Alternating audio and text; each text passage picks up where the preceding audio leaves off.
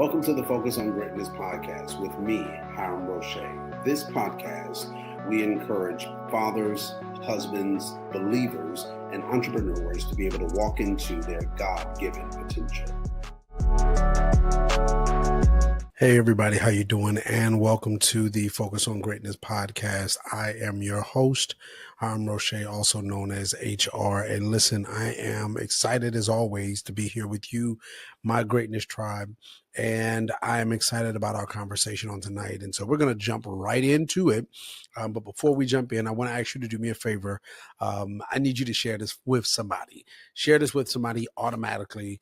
Surely if you're part of the Greatness Tribe, you have been following and walking with me for some time, and you are walking in the context of greatness, which we have defined greatness as our ability to be able to serve well. You are a part of that Greatness Tribe. And so if you are, I need you to do me a favor and share this with someone. Share this with a friend, a family, a coworker, so that they can be able to gain the same type of momentum and life-changing experiences that you have in following this podcast and being a part of these conversations. So also, I need you to do me a favor. I need you to make sure that you like for me, that you share this. If you're watching this on Facebook, if you're watching this on YouTube, if you are listening even through the podcast of Apple Podcasts, Google Podcasts, however you are listening to this, I want to make sure that not only do you like this, but make sure that you are subscribed to these conversations so that you can continue to be notified of everything that we're doing through this Greatness Tribe and through the Focus on Greatness podcast. So tonight, I want to be able to jump back into a conversation per se that we had on last week. I've been able to kind of like sit with it. And the other day, as I was kind of like taking some time to really sit in this scripture context, it was some things that really started to really speak to me that I want to be able to share with you. And so where we came from is John chapter 10, verses 10. And it could be a familiar verse of scripture to some, but I want to make sure that we are all on the same page when it comes to it. So John chapter 10, verses 10, this is what it says. It says, "The thief comes not but for to steal and to kill and to destroy." Jesus says this, "I am come that they might have life and that they might have it more abundantly." When we talked about this last week, we really kind of took some time to really look at and break down this context of scripture. So if you just dived in and you were not a part of last week's conversation, make sure you go back, watch it, and please comment. Let me know what you think. What is your narrative? What is your thought process when it comes to the conversation on last week? But I want to be able to look at something, because as we're looking at this verse of scripture, we see this dynamic. We see the enemy's objective and purpose is to steal, kill, and destroy. Jesus then says his purpose is that we can be able to have life and have it more abundantly. Now, the reality of this statement is that he is talking to a group of individuals that are living. So he's not saying or not talking about the context of just being alive, but he's saying that these individuals or this scenario, that we can be able to be living, but not enjoying life. And when he uses this context of life, he's talking about the life that God designed for us to be able to have. And so he says, not only do I want you to be able to have the life that I designed for you to have, but I want you to have it in abundance. And he breaks this context down in this conversation. But as I was sitting and just really looking at this, I'm looking at this narrative of what the enemy is doing. He comes, his purpose is to be able to steal, is to kill, and to destroy.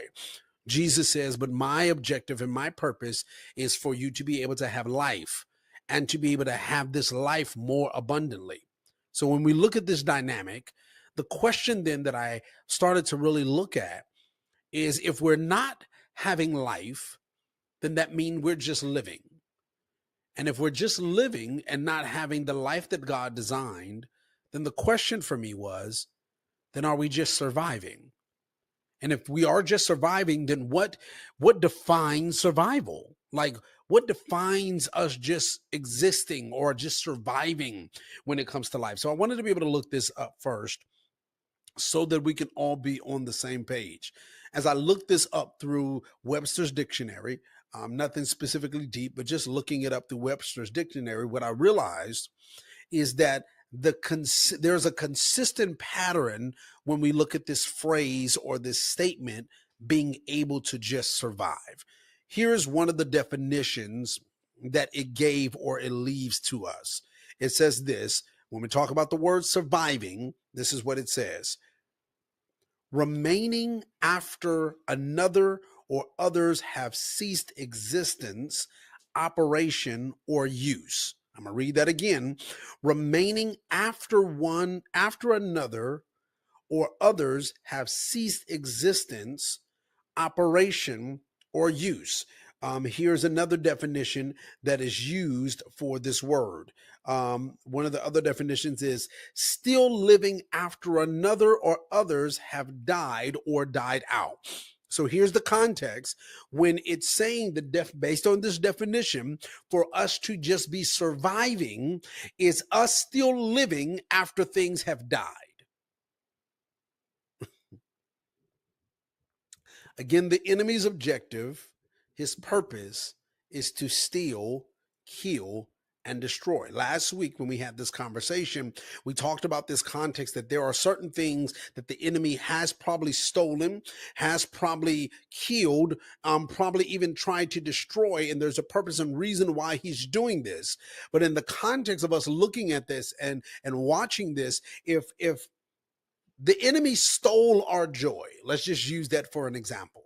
If he stole our joy, then as long as we are functioning without it, are we just surviving?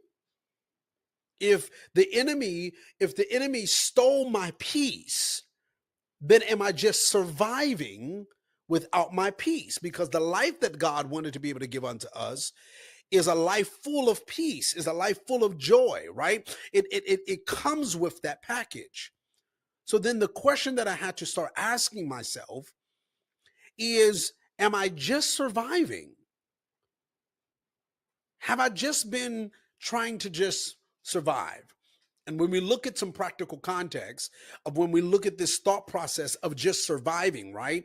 We think about scenarios of where people are at their lowest. They're living on a context of what we would consider as a check to check. I understand this, right? Living check to check, living one moment after another, living very limitedly in their existence, right? And they're doing everything that they can just to survive, just to stay above water, just to make it another day. They're doing everything that they can, as we can hear certain phrases of they are beg, borrowing, and stealing. Every journey begins with a single step. But what if you knew exactly where that journey was meant to end?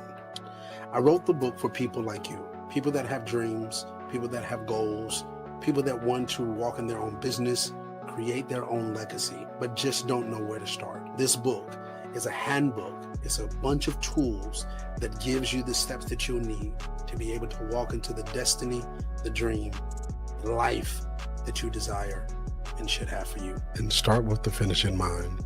You'll discover how to redefine your purpose, build on actionable roadmap, and stay focused on the outcome that truly matters. With practical advice, real life stories, and a faith-driven approach, Start with the Finish in Mind will equip you to set clear, purpose-filled objectives, navigate challenges with resilience, and build a legacy that you'll be proud of. Start with the Finish in Mind by Hiram Roche, your guide to purposeful living and lasting success. They're doing all of these things that they can just to be able to survive.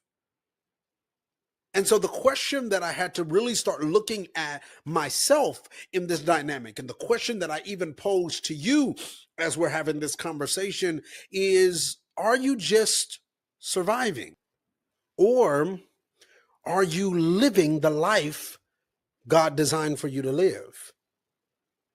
And let's ask the real question: if we're not living the life God designed, if we're not living in this Zoe life, this life that God designed for us to live, then does that automatically place us in a position where we're just surviving?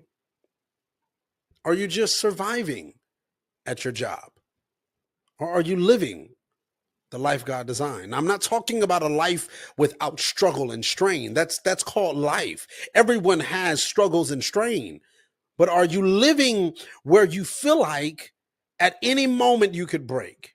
At any moment you can go under. At any moment you like your world could crash. At any moment something can be able to happen that breaks everything apart. Like at any moment you can feel the pressure and the weight that you're carrying. At any moment, like literally you're doing everything that you possibly can just to make sure you're going to be okay today.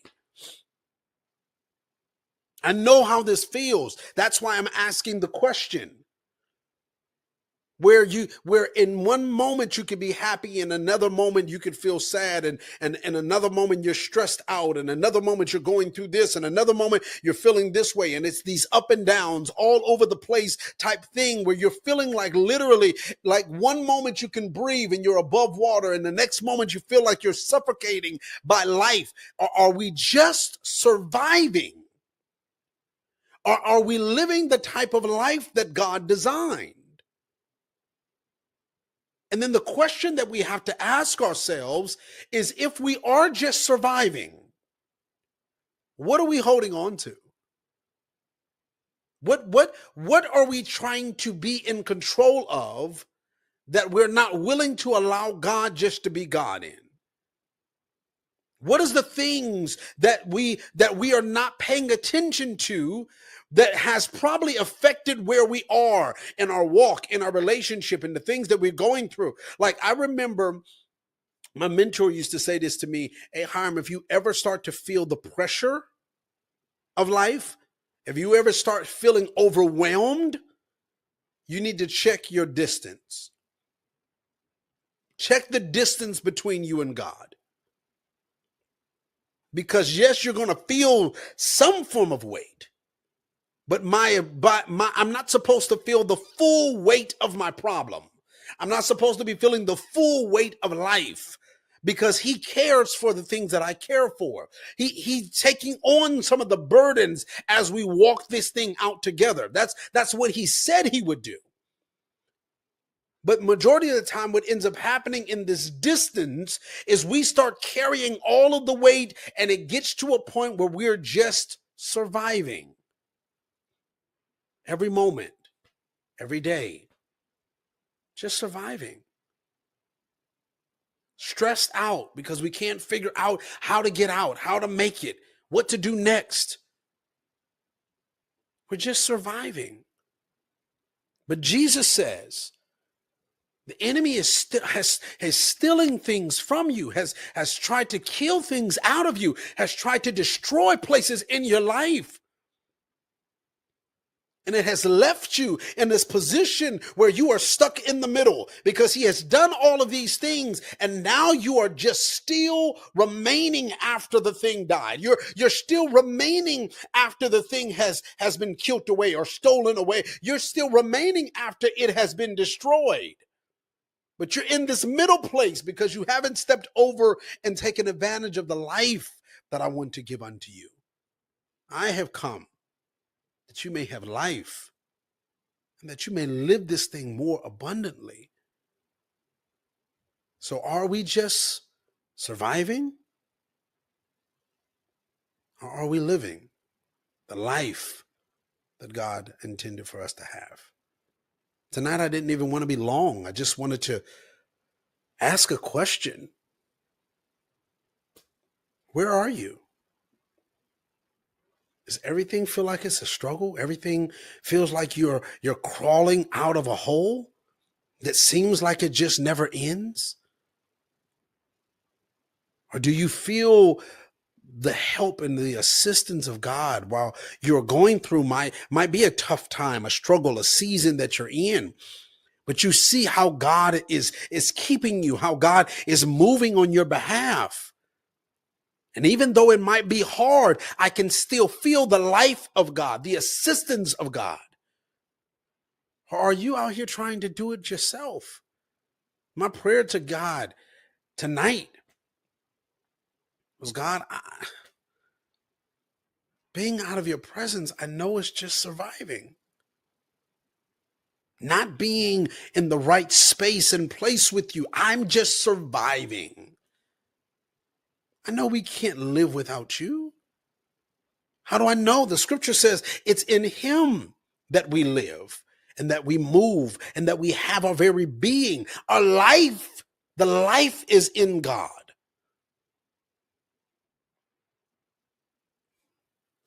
Without God, we're just surviving. And survival is draining. Just trying to survive is depressing. Just trying to survive is overwhelming. It's hard. But God gave unto us an option. He gave unto us a helping hand. And his helping hand is, I come to give you life and life more abundantly. I want to read it in the New King James, and then I'll end here. New King James, John chapter 10, verses 10. The thief's purpose is to steal and kill and destroy. My purpose is to give them a rich and satisfying life. Let us, me and you, you're not in this alone. We're workers and walking together. We're doing this thing called life together.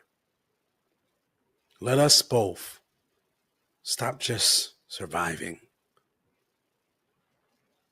And let us both step into the life that God ordained for us to have, because it's rich and it's satisfying. I love you all, family. And I'll see y'all next time right here on the Focus on Greatness podcast. Bye-bye.